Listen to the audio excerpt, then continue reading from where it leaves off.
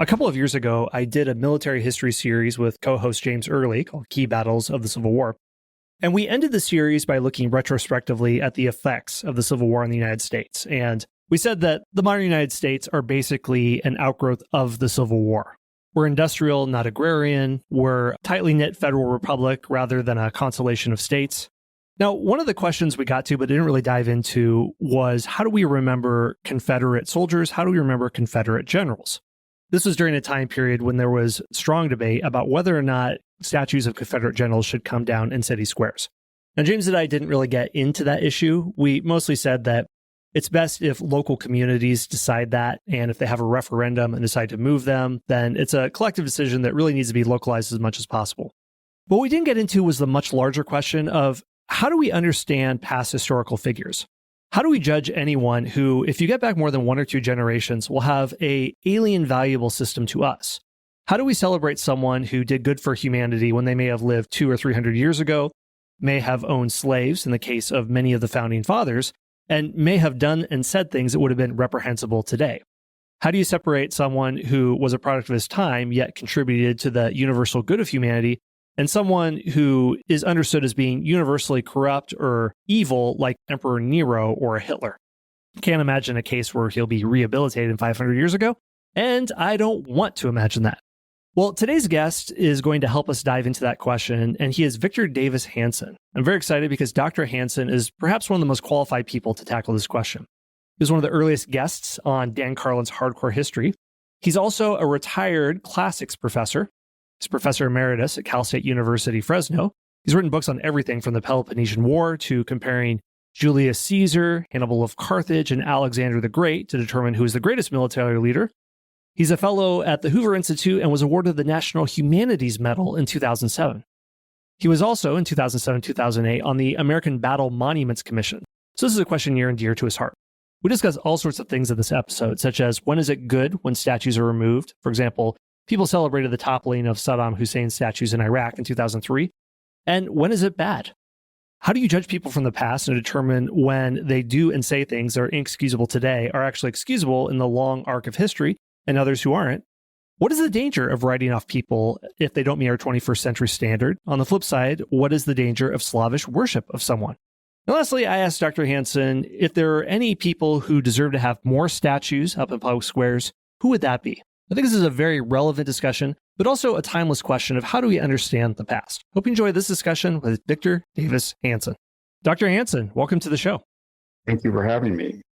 I'm really glad that you're here because we're going to discuss something that listeners have been discussing and asking me about for the last few years regarding how we remember our past, how do we honor our predecessors or reevaluate them in light of the question of removing statues. And this began in approximately 2017 with Confederate statues and has only picked up steam with protests and riots and everything else. And you are a classics professor. You're an author of books on topics such as the Peloponnesian War, or assessing whether Caesar, Hannibal, or Alexander was the ancient world's best military leader. But you're also a social and political commentator on modern events. So let's start off with a question of statue removal, since this is one of the central features of the debate in the last 3 to 4 years about how we in the 21st century rightly or wrongly understand our own past. So sometimes we as Americans have celebrated statue removal, such as the removal of Saddam Hussein's statues after the fall of his regime in Iraq in 2003, or the removal of Marx and Lenin statues in Eastern Europe in 1991. And I lived in Budapest for a couple of years, and there are many places where those old statues have been replaced. But today, many are worried about the removal of statues of Jefferson or Roosevelt. Some celebrate that, some are concerned, or they're concerned about their toppling in riots. So how do you describe the difference between our celebration of statue removals and our concern about statue removals? I think we make a mistake when we say it's kind of a relativist enterprise. In other words, that one man's terrorist is another man's hero, or one man's hero in 1910 is not in 2010. By that I mean, within latitude, people have independent judgment, and there is truth in the world, and you can distinguish a Hitler from a Thomas Jefferson. You can do that in a variety of ways. You can count the bodies up. You can count the nature of their advocacy vis-a-vis government or race, etc. And you can also judge to what degree they were captives of their own age, or they look forward in time and to a universal standard. So there are differences and and we can adjudicate those. And number two is the manner in which they're removed. And that is the statue toppled in the dead of night? Is it the work of a mob? Or is it done by petitions and redress through a city council or plebiscite or referendum? And out of that, and then who within supposedly uniform groups of people, let's say, take example, Confederate generals, are they all Confederate generals without individuality? Is James Longstreet, who was a reconciliator after the Civil War and joined the Union government and helped free blacks protect themselves, is he the same as Nathan Bedford Forrest, the supposed villain of Fort Pillow? There's a difference. So I think the measure that we use is to look at every particular individual and not as a part of a larger cause or group necessarily. And then should some people feel offended by the continuing presence of an icon, to what degree they seek to remove that statue legally or through a process rather than just through mob rule. And out of that conundrum, I think you can have a systematic approach to it. If you don't like Robert E. Lee, then mobilize people to vote in a referendum or mobilize the city council to vote.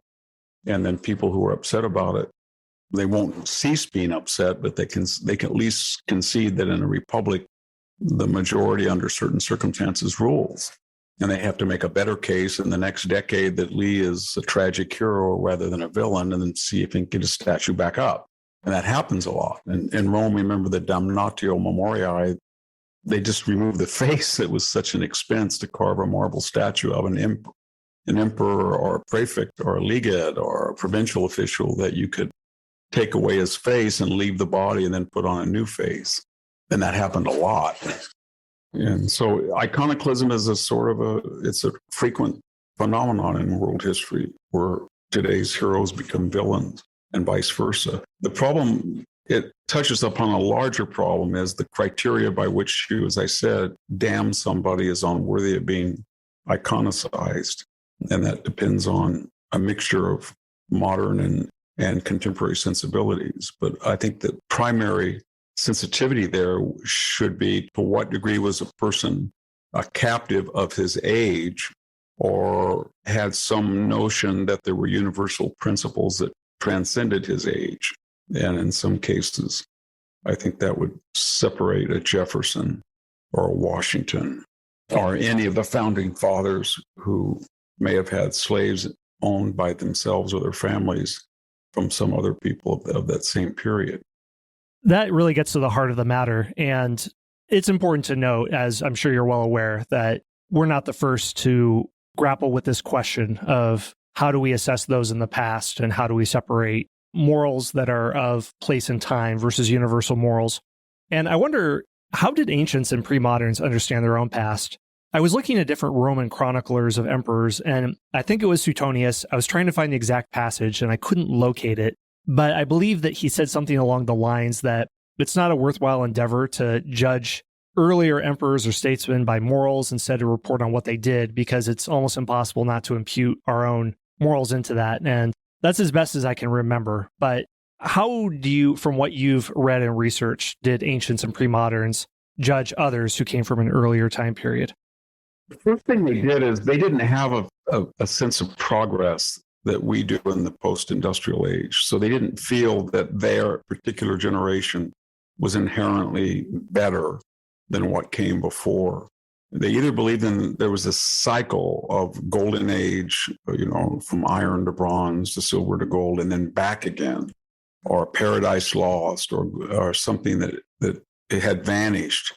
Part of that was their history, that they were aware of it, say in the case of the Greeks, of a Mycenaean age. They didn't call them Mycenaeans, but they saw the monumental remains and occasional linear B tablet in the Dark Ages, and they understood they couldn't do that. They didn't know how to write, and they couldn't ever put up a Lion's Gate or a Tholos tomb, so they romanticized the past, the age of heroes of Achilles and Ajax, which were probably names that came down in the oral tradition from Mycenaean provincial officials. But the point I'm making is that when you have a society that believes that you're not the end and you're not improved necessarily, but you're vulnerable, then they're less likely to judge the past negatively based on the improvements of the present. They also had a lot deeper appreciation of past generations, the mores of their forefathers. And so they were very careful to acknowledge that their present affluence, luxury, stability to such as it existed was not due entirely to themselves. And that gave them a greater sense of gratitude. Not that they didn't pull down statues in Rome, but they were more tolerant of the imperfections of the past. And you can see that in the first book of Thucydides when he talks about in the past there were tribes and then slowly civilization emerged, or Aristotle in his Politics about the rise of a middle class and hoplites and small landowners and stuff. So they understood that their present system in large part was due to somebody else. The difference in the modern age, I think, is that we've been bewitched by technology, especially 21st century technology, i.e., if somebody has an iPhone and can access most of modern knowledge within a few seconds in the palm of his hand, therefore he thinks the culture that created that must be superior to other cultures that couldn't create it, without any acknowledgement that the road of science and technology is incremental, and all of those elements that he enjoys in the palm of his hands in some part were due to prior discoveries, experiments, hit and miss lives that were invested in technology and science. But we tend to say that because we have a materially superior lifestyle to all of those whom came that we followed, then we're better. And the second thing is we're self-centered as a result of that generation. So we never quite believe that the standards of the present that we impose on other people will boomerang back to us, in the sense that future generations will use their standards, which may be very different than our own, to judge us and judge us negatively. We're not aware of that. And we think that, the trajectory or the road of civilization is always to be wealthier and always to be more liberal and more tolerant and more ecumenical. Maybe, maybe not. And we could be very severely judged by a future generation and called, slaves to our appetites and amoral, but we don't think of that. And so that type of attitude makes us very prone to be self-righteous, sanctimonious, and judgmental of past generation. And then finally, it's always salutary to say, what would I do in the past? How many Americans could get on a covered wagon and go across the Oregon Trail without eyeglasses, maybe, if they had vision deficiencies, or without vaccinations, or without clean water, or without refrigerated food, or have seen their children die of yellow fever or typhoid, and then going someplace and homesteading and working 17 hours a day to eat one more day. And so you have this other disconnect, is the people who were doing this, i.e. the iconoclasm of the present and the name canceling and cancel culture, are often are elites, and they often come and are driven or inspired by universities, and yet those are the most antithetical places to the subjects of their disdain. And as someone who spent 40 years in academia, I can tell you that the vast majority of people that I met would not know how to fix a broken pipe under their house, or a defective circuit breaker, or to ride a horse, or to chainsaw a fallen limb on their roof. They just don't know. They're inept. And yet they're judging people to whom that was second nature. And so I don't think they're up to the physical ordeal, and we forget the circumstances of the past. It's usually until about, 1920, it's usually a Hobbesian, solitary, singular, nasty, brutish, and short life. Excellent point. And it's something that I have to constantly work on, and I try to help my audience with putting themselves in the place of the past, since it's essentially everything more than 3 generations ago is a completely foreign country. Whereas, as you described, somebody from 1900 would easily recognize something from, or not easily, but be somewhat acquainted with something from 1,000 or 2,000 years ago. Whereas today, we can scarcely recognize things from 1 or 2 generations ago. So getting to one of the crux of the matters is, how do we judge those of the past and determine character flaws that are due to the accident of their birth, while there are other character flaws that are universally condemning? So what would make, say, a slave-owning Jefferson a product of his time, while, say, a Nero would be someone that is universally understood as cruel? Well, I guess the word you said was universally. And by that, I mean, what did people think of Nero at the time he lived versus what did people think of Jefferson? I mean, there was pretty tough invective between Adams and Jefferson, et cetera, and Hamilton. But more or less, when Jefferson died, people had reverence for him and they understood his contribution. When Nero died, from what we know from Suetonius's life and what we know from Tacitus's annals and what we know from later historians and contemporary epigraphy, and I think you can make the argument that the Petronius who wrote the Satyricon is Petronius Arbiter, the Arbiter Elegantia of Nero. And that novel is really an allegory to maybe Trimalchio as Nero. But from all that evidence, we can understand that he was roundly despised. I know there's revisionist Roman history historians that look at hard data and say, well, economically or in terms of infrastructure or road building, he was a good emperor, perhaps. But he was roundly despised when he died. And he touched off the year of the four emperors in a period of, that's in contrast to Augustus. For all his flaws, he was pretty much revered when he died. And you can make the argument to a lesser extent of Claudius and maybe not so much of Tiberius, but a great deal of somebody like Titus and Vespasian, but not Domitian. And I think that reputation transcends a particular individual historian. It's the aggregate of historical opinion. And then you can look at numismatics, coins, statuary, art, archaeology, and out of all of those sources, you can get a sense that people at the time had a particular opinion that we in the present have to respect. And that makes a Jefferson different, I think, than a Nero. And then there's an absolute standard, and that transcends time and space. And that's dependent on sources. But did Jefferson strangle or kill his wife? Did he gratuitously kill slaves? Did he do the things that appear that Nero did in a variety, or Caligula or Commodius in a variety of sources? And I think the answer from what we know of our sources is no.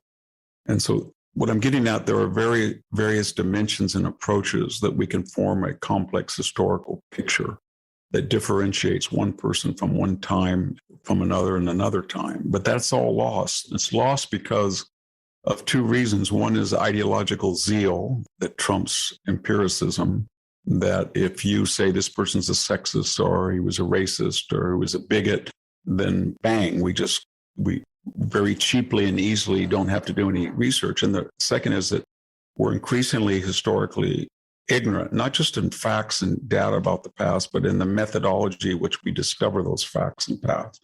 Most students, I can tell you, if somebody, as I said, 4 decades, if I look back 4 decades ago and I look at freshmen at a public university who came in and how well they were equipped when they came in and how well they were trained when they left, there's absolutely no comparison today with that generation 40 years ago. It's not even close. And so this generation that is fortified and fueled and speeded up, if I could use that vernacular, by technology, Facebook, Twitter, Google, internet, etc., they accelerate or they emphasize their ignorance because they have an opinion almost instantaneously about everything.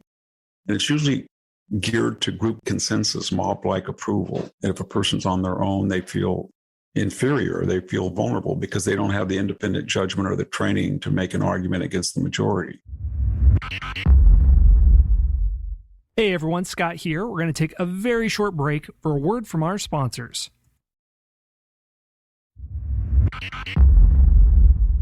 You mentioned a good point in light of some people speaking positively of Nero, that he built up infrastructure. And that's an interesting thing I'm seeing in revisionist accounts of historical figures, where they'll look at the positive aspects that are often incidental to the bulk of their reign. A book I've picked on a lot in the show is Jack Weatherford's Genghis Khan and the Making of the Modern World, where he credits Genghis with international trade networks, religious tolerance, diplomatic immunity, paper currency, all these things that I would say, yes, they happened, but I don't think they were out of some grand program of acceptance. I think it was the most effective way to run a Eurasian empire, and also doesn't gloss over the 50 to 100 million people that he and his sons and their grandsons killed in their wholesale conquest.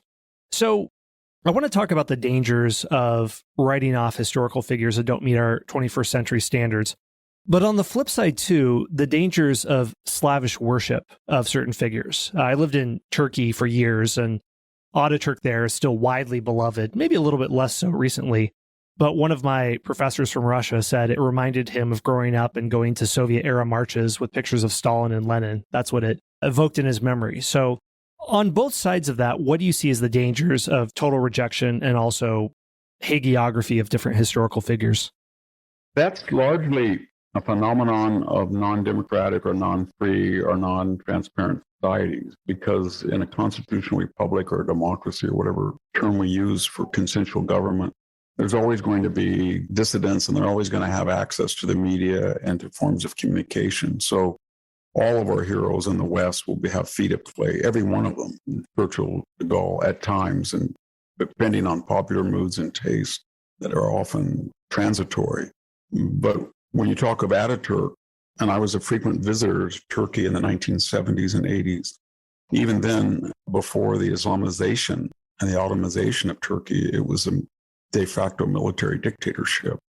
And so Ataturk then in that particular phase of Turkish life was considered the modernizer, the person who was secular, the person who gave us the modern script, the person who eliminated the clothing, the fashion, the customs of the decadent and ossified Ottoman. So, but there was no free discussion of ideas. So that's a problem for a Soviet Russia or Nazi Germany or a non-democratic Turkey, but it's not so much a problem in the West. And yet in the West, there's much more of this cancel culture because there's a free society and it's on discipline.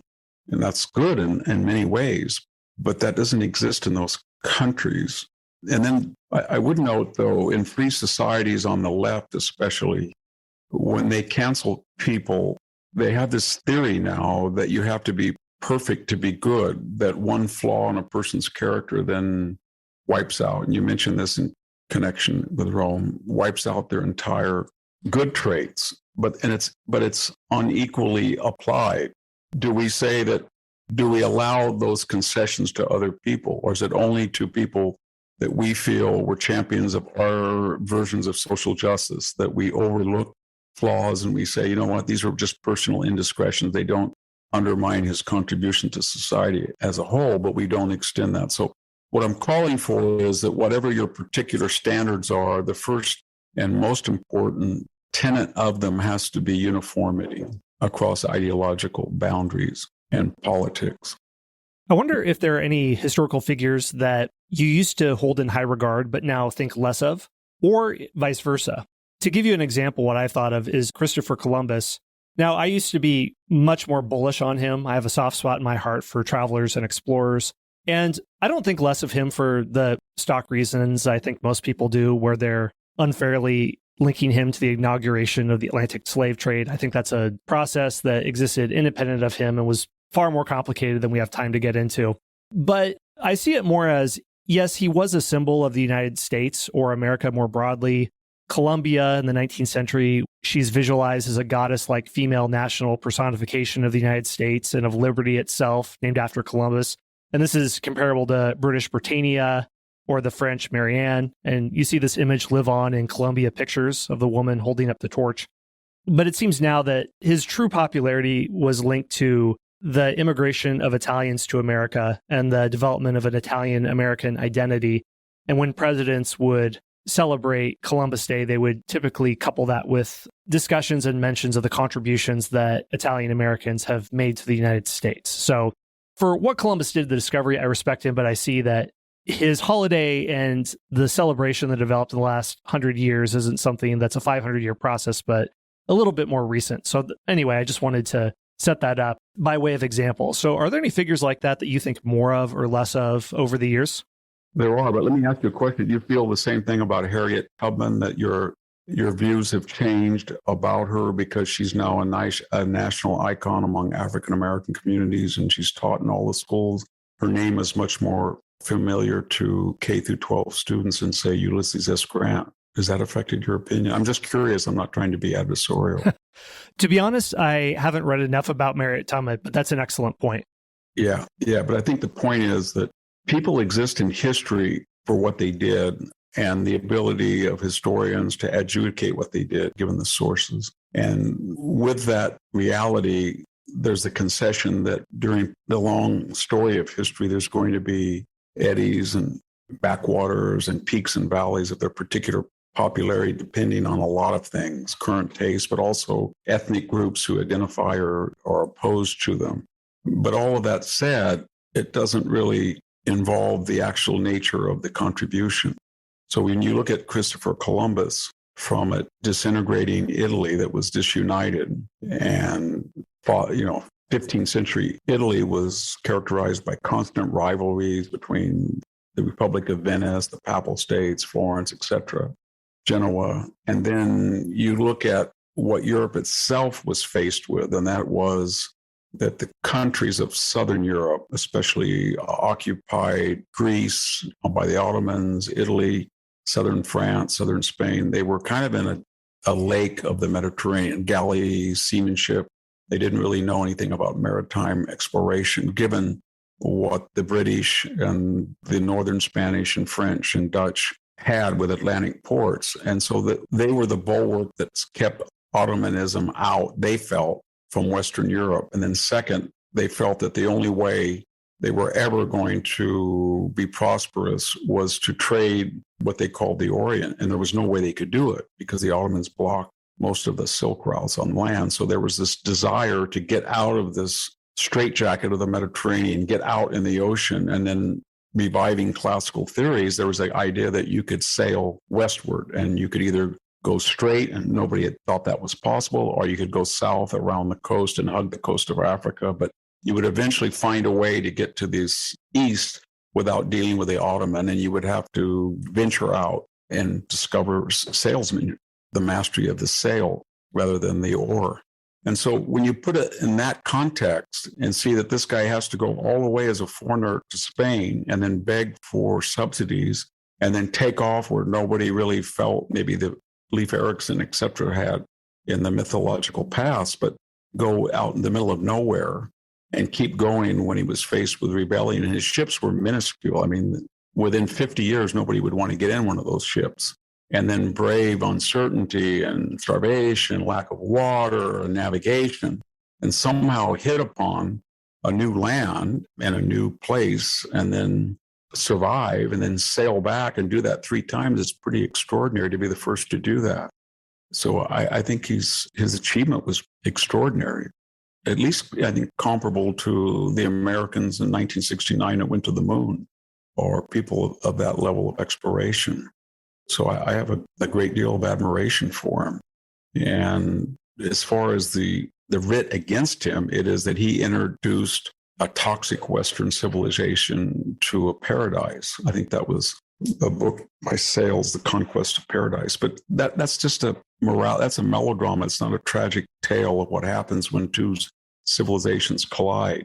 It doesn't tell you what the Lakota did to a different tribe in North America. That doesn't tell you any different. It's no different than the Aztec Empire of 4 million people liquidating all of its neighbors. That's the brutal story of history until recently. And we maybe have a hiatus that's very brief. And so, do we really want to look at history as melodrama where we have a little ledger and we say, well, Columbus gave the Indians or the indigenous people a more virulent form of malaria. He gave them yellow fever. He gave them whooping cough and they died. Versus they gave him sugarcane and cocaine and tobacco and stronger strains of coffee. And that would take its toll and maybe venereal disease would destroy a lot of lives in Europe. Do we blame indigenous people for that? I don't think so. And then we have to ask ourselves, had the indigenous people later, say the Aztecs or the Mayans, had they had a different approach to science and they had discovered, transoceanic navigation, and given their warlike status and cult, would they have hesitated from sailing into Barcelona? Had they had gunpowder or horses? I don't think so. So this idea that one side is evil and the other side is good, it's just ahistorical. History is tragedy. especially when two antithetical civilizations meet. I think it was the military historian John Keegan once said when he looked at North America, and it was right at the height of the damnation of so-called European settlers in the frontier. He said, when you're starving in Eastern Europe or Ireland and there's 300 people per square mile and they have the ability to navigate and get to a place where there's one person per 300 square miles, then what's the morality? Especially in groups now that have socialistic ideas of sharing the wealth and things. So does one person just say, all 300 miles, is that any different than a king in Europe saying all these 300 miles are for each one of my tribe? And that's just the way it's going to be forever. That's not realistic either. Hey everyone, Scott here. One more brief word from our sponsors.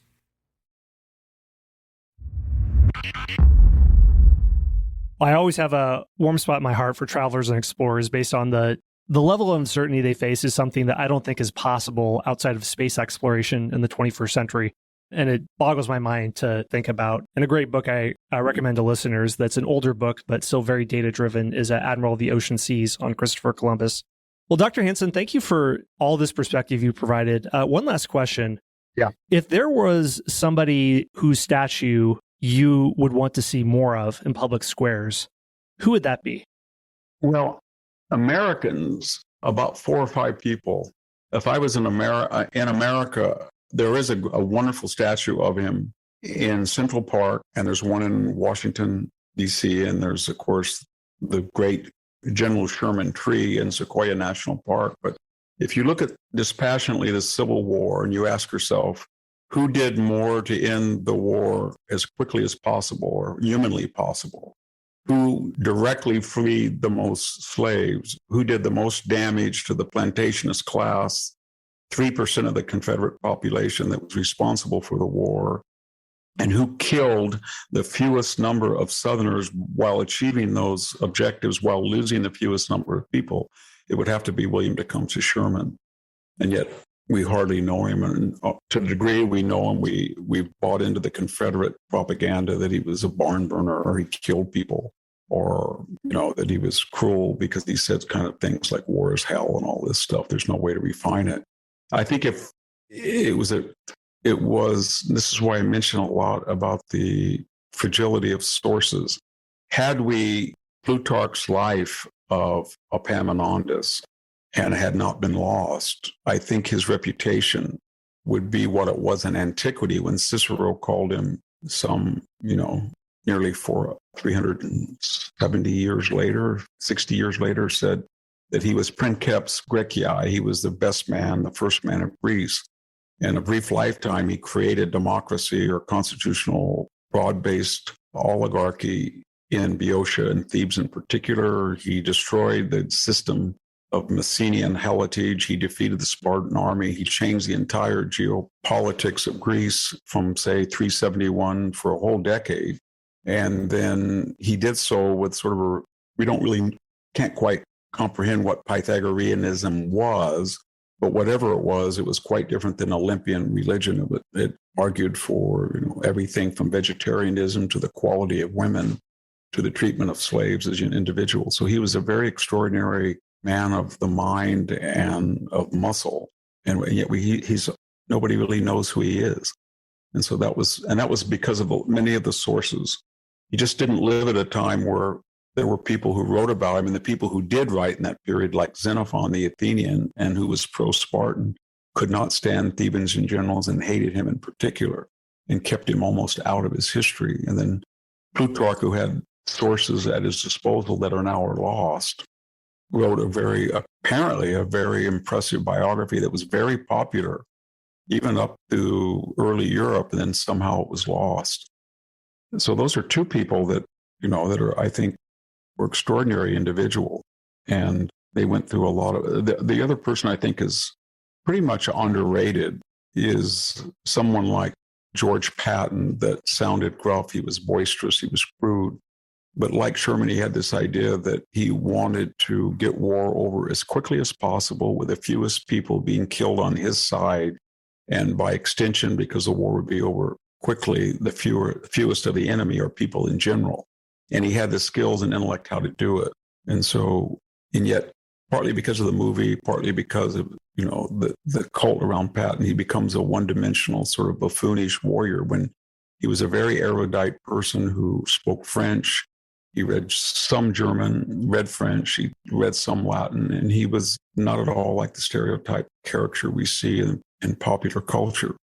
So people like that, I think, are important to look at. I think people are starting to again see that Dwight Eisenhower was a good man, and then he was a stable president, and more important, he was very prescient about power, what he called the military-industrial complex, his final speech that we often quote. But what's interesting is that can be transcended now and applied to the military-industrial intelligence investigatory complex. In other words, the people in the FBI or the CIA or the NSA who have enormous judge, jury, and executioner power under one auspices. And so people like that, I think, that could look into the future and have a view of what things would be like. And Sherman Patton and Eisenhower did in our own group. So did Epaminondas. Excellent choices. And I think it really speaks to character like that or somebody else, I think, cut from a similar cloth as Curtis LeMay, willing to fight a hard war. Yes, he's a good example. Right. I mean, he realizes this is ugly, but if it isn't ended now, it will be uglier. And to hell with my personal reputation or being on corporate boards or getting autobiography deals after this is done. Let's just get it done. Well, thank you so much for your time and discussing these things. And you are a extremely prolific writer, but you have many books. A new one that's coming out is called The Dying Citizen. Dr. Hanson, thank you for joining us. Thank you for having me. All right. That is it for today. If you would like to see show notes for this episode, along with all my others, go to parthenonpodcast.com. That's the name of the podcast network that I'm a part of, along with James Early's Key Battles of American History, Steve Guerra's Beyond the Big Screen and History of the Papacy, and other great history shows as well. If you'd like to support History Unplugged, the two easiest ways to do so are to subscribe to the show on the podcast player of your choice and leave a review. The second way is to join our membership program, and if you do so, you'll get completely ad-free episodes of the entire back catalog, which is 600 episodes and growing,